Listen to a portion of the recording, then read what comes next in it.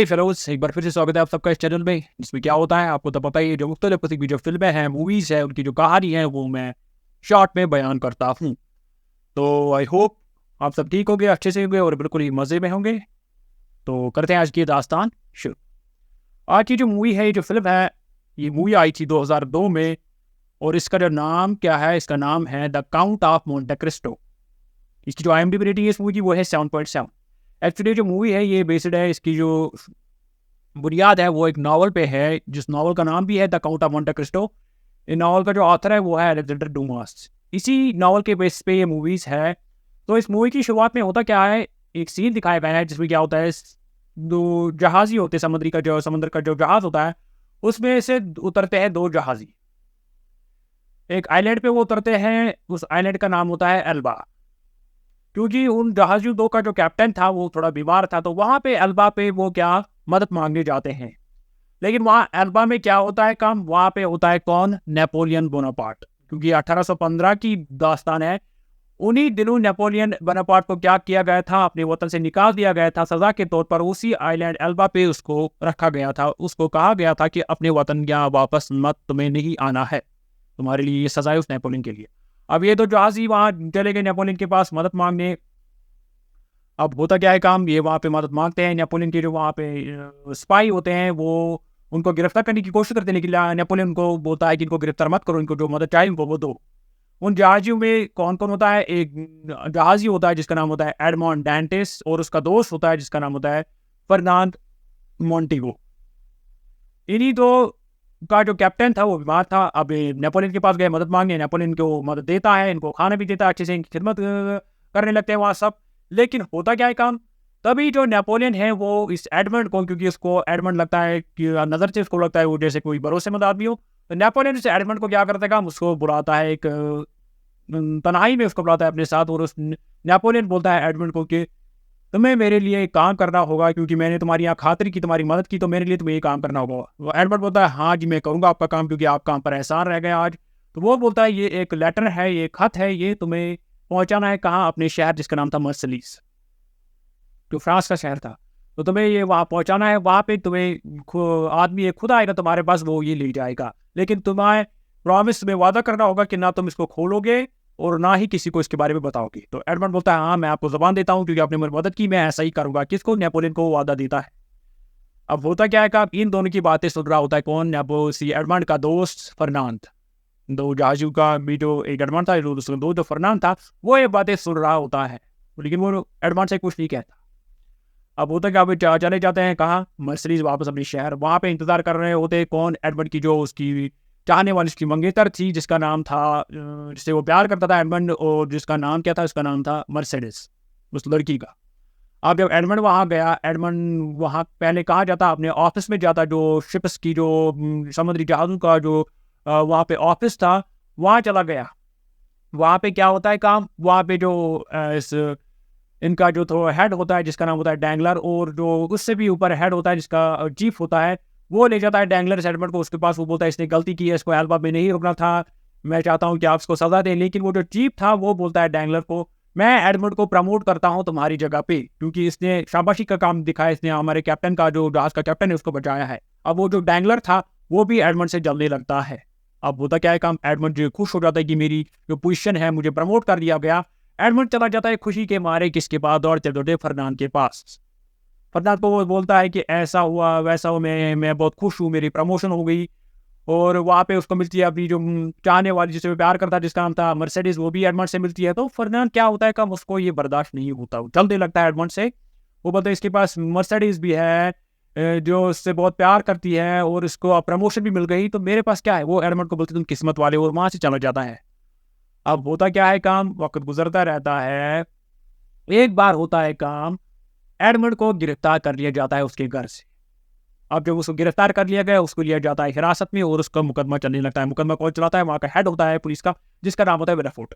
वेनाफोर्ट Edmund को बोलता है कि हमें पता चला है कि तुम्हारे पास एक खुफिया खत है जो तुमने एल्बा से लाया, उसमें कुछ जानकारी है जो हमारे देश के लिए खतरनाक हो सकती है।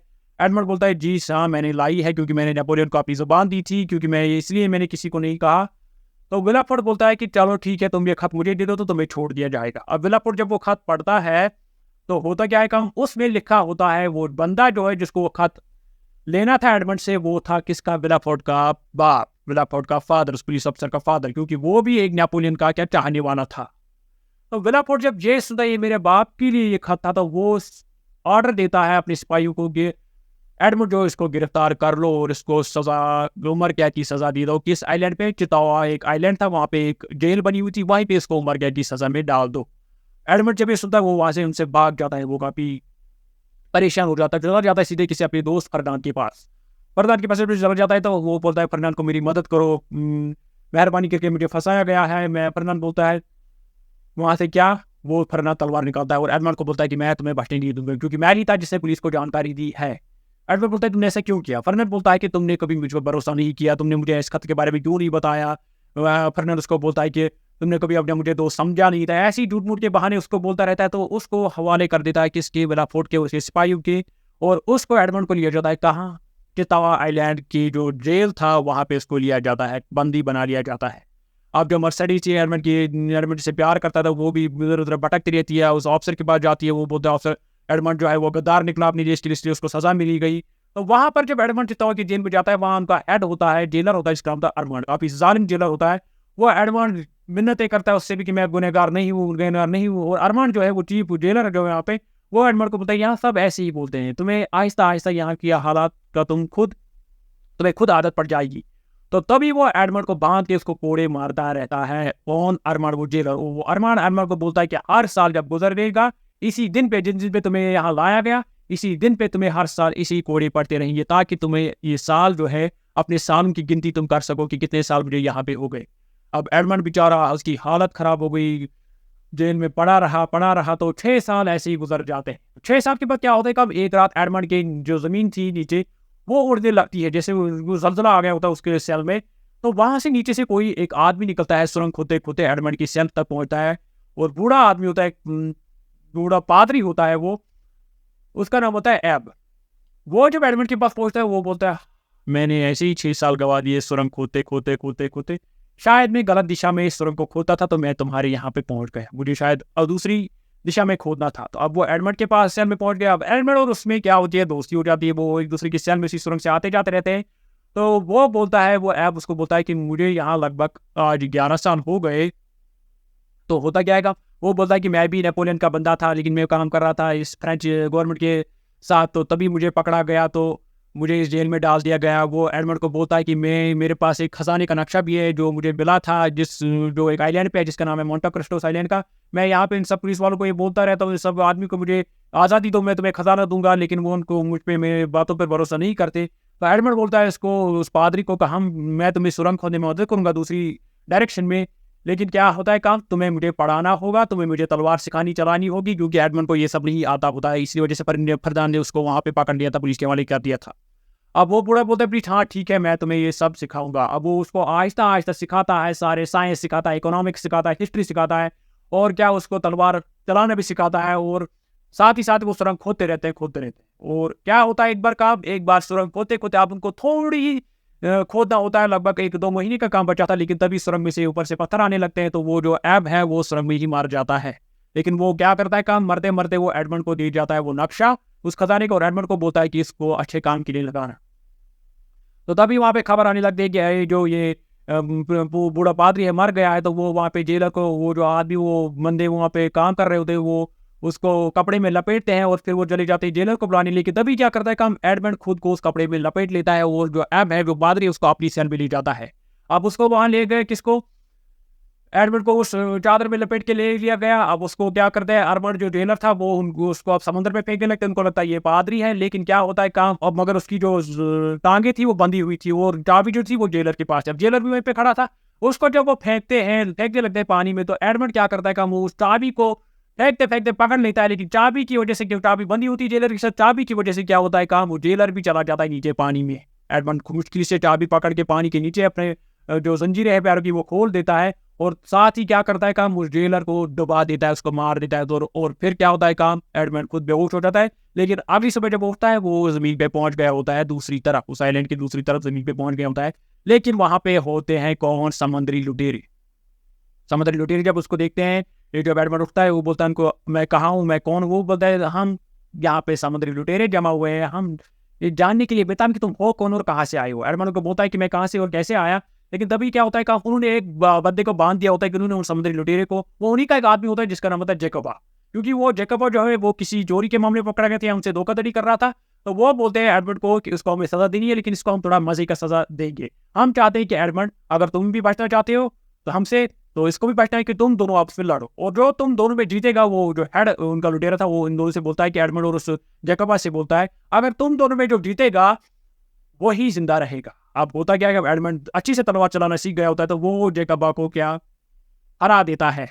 लेकिन तभी क्या करता है, कल तभी उस लुटेरों के हेड को बोलता है, उनके जो सरदार था लुटेरों का, उनको उसको बोलता है कि ये तुम्हारे लिए घाटा होगा अगर तुम ऐसे बंदे को खोगे और मुझे भी खोगे, तो ऐसा होगा बेहतर कि तुम हम दोनों को रख लो। तो वो सहमत होता है, वो लुटेरों का सरदार, वो बोलता है चलो ठीक है। लेकिन वहां पे बोलते हैं अब इसका नाम क्या रखे, किसका नाम, एडमंड का नाम क्या रखे, क्योंकि उनको पता नहीं होता था। तो वो सब उसको बुलाते हैं जतारा, उसको बुलाते हैं वो जतारा। और जो जैकोबा था वो एडमंड को बोलता है कि आज से मैं तुम्हारे लिए वफादारी का काम करूंगा, तुम्हें कभी धोखा नहीं दूंगा, आज से मेरी जिंदगी तुम्हारे नाम, क्योंकि तुमने आज मेरी जान बख्शी, इन लुटेरों से भी मेरी जान बचाई।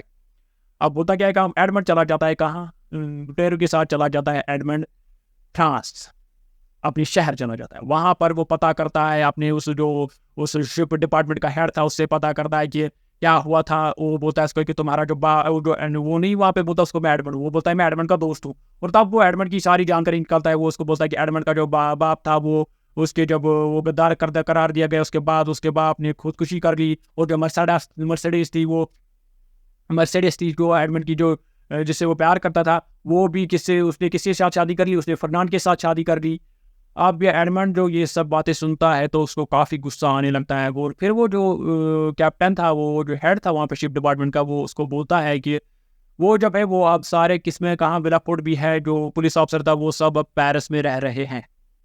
अब एडमंड करता है काम, वो जरा ले जाता है अपने साथ किसको, जैकोबा को, और चले जाते हैं उस आइलैंड पे, किस आइलैंड पे जिसका नक्शा उसके पास था, आइलैंड ऑफ मोंटे क्रिस्टो। वहाँ पे वो खजाना ढूंढ लेते हैं और खजाना वापस ले जाते हैं नाव, एक छोटी सी नाव में। और एडमंड अब बन जाता है काफ़ी बड़ा आदमी, रुपया पैसों वाला आदमी, दौलतमंद आदमी बन जाता है। तो तब जैकब उससे कहता है कि अब क्या, अब एडमंड उससे बोलता है कि अब हम पेरिस जाएंगे। लेकिन जैकब उससे बोलता है कि ऐसे आम आदमी बन के हम पेरिस में क्या करेंगे। तो एडमंड बोलता है हमें अपनी पहचान बनेंगे, तो इसलिए मैं काउंट बनता हूँ, क्योंकि काउंट उस दिनों एजाज एक नाम था जो रॉयल फैमिलीज को दिया जाता था। अब बन गया वो काउंट ऑफ मोंटे क्रिस्टो। कौन, एडमंड। चला गया वो पेरिस। पेरिस में जब वो बहुत सारी जो प्रॉपर्टीज हैं, मकान है, ज़मीनें खरीदता रहता है और अपना नाम बनाने लगता है। अब सब जगहों पे वो मशहूर हो जाता है। एक दिन वो क्या करता है काम, पार्टी ऑर्गेनाइज करता है, सब जो रॉयल फैमिलीज को बुलाता है, तो सबसे अपना तारुफ कराता रहता है। और जो फर्नांड था वो भी रह रहा था वहीं पेरिस में, वो भी अपने कारोबार चला रहा था। होता क्या है काम, अब जो एडमंड था वो उसकी अब एक ही मकसद था, वो था बदला लेना। अब होता क्या है काम, ये फर्नांड और जो मर्सिडीज है, इनका एक बेटा था जिसका नाम था एल्बर्ट। अब ये एल्बर्ट एक बार इनको बोलता है कि मुझे रोम जाना है अपने दोस्तों के साथ। तो वो कहते हैं काम ठीक है चलो जाओ रोम, उसको फर्नांड बोलता है। अब वो चला जाता है रोम। लेकिन रोम में क्या होता है काम, उसको किडनैप कर लेते हैं कुछ लुटेरे, और तभी उसको एडमंड बचा लेता है। लेकिन वो लुटेरे जो थे उनको बुलाया था किसने, एडमंड ने उनको बुलाया था।